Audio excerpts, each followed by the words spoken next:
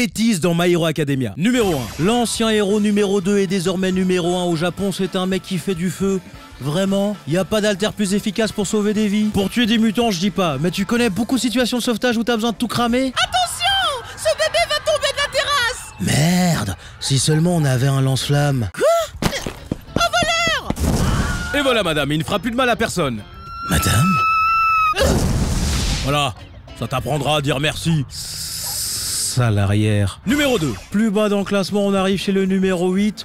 Wash, le héros qui fait des bulles de savon de vaisselle. Le pouvoir, je dis pas, mais le costume de machine à laver, c'est censé me faire sentir protégé. Pour info, ce Vanish Oxy Action est classé au-dessus de Ryukyu, Mount Lady et Gang Orca. Numéro 3. Bakugo se déplace dans les airs en faisant des explosions derrière lui. C'est totalement nul pour les missions furtives. Ah. Bon les gars, il y a Bakugo qui arrive, alors prenez le butin et les otages, on se casse. Zut! Mais comment font-ils pour toujours m'échapper? C'est comme s'ils ont toujours une longueur d'avance sur moi. Moi? Allez où? J'imagine même pas le tapage nocturne la nuit. Chut! Merde, Bakugo! On t'a dit pas de faire de mission la nuit! Y en a qui dorment! Oh non! Zou!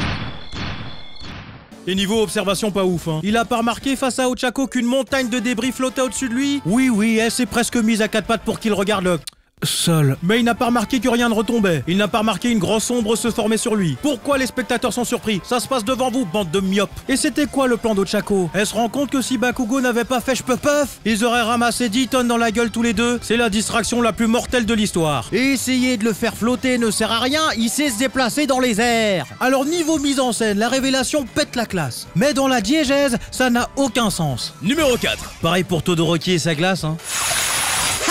Heureusement, j'ai utilisé ma glace pour me déplacer. J'ai réussi à rattraper le criminel. Par contre, Todoroki, tu nous fourres les tartelettes avec ta glace. Tu gênes la circulation et tu as gelé la canalisation. Ah pardon, je peux la faire fondre. Nan, tu es fatigué, toi, tu veux inonder la ville ou quoi? D'ailleurs, il a de la super force ou pas, ce gamin? Comment ce mec arrive à ramasser plusieurs uppercuts d'un mec en fer qui écroule des colonnes sans se faire fendre le crâne ou perdre ses côtes? Aussi ce môme, sa mère a essayé de l'ébouillanter, son frère de le cramer. À un moment, faut se poser la question pourquoi tout le monde a envie de le faire cuire. Il a peut-être cherché, hein. Numéro 5. Mezo Shuji.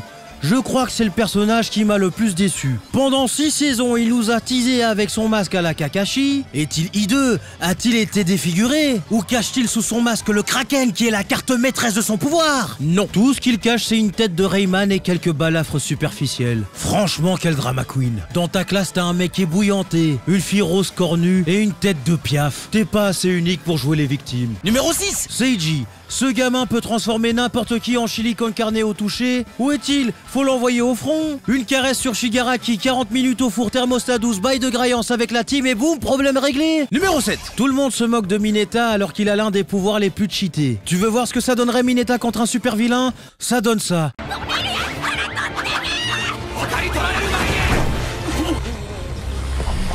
Numéro 8. Pareil pour Scotchman, hein. Déjà, il peut faire pratiquement tout ce que sait faire Spider-Man. Et si vous connaissez Adam Savage, vous savez qu'on peut tout fabriquer avec du scotch. Tiens, en fait, la technique d'attrape d'Hitoshi et Aizawa, c'est juste une version bon marché de son pouvoir. Lui, au moins, il doit pas se trimballer H24 avec une écharpe de 10 mètres en chiffon. Les prérequis pour être un super-héros, c'est surtout d'attraper, d'immobiliser et de menotter les criminels. Et pour ça, le mec est suréquipé. Pareil pour Mineta, les deux se complètent. Le grand à la bande et le petit à les boules. Numéro 9. Les gentils ont dans leur équipe Nezu qui a une super intelligence, Saiko qui peut avoir un QI de 300, Naitai qui est capable de voir l'avenir, Hitoshi qui hypnotise ceux qui lui répondent, Ragdoll qui peut avoir toutes les informations sur une personne rien qu'en la regardant, et Aizawa qui est capable de retirer tes pouvoirs. Et tu vas me dire qu'ils ont été incapables de concocter un meilleur plan pour vaincre All for One? Mensonge. À ce stade-là, même elle n'aurait rien pu faire, hein. Numéro 10. Stain.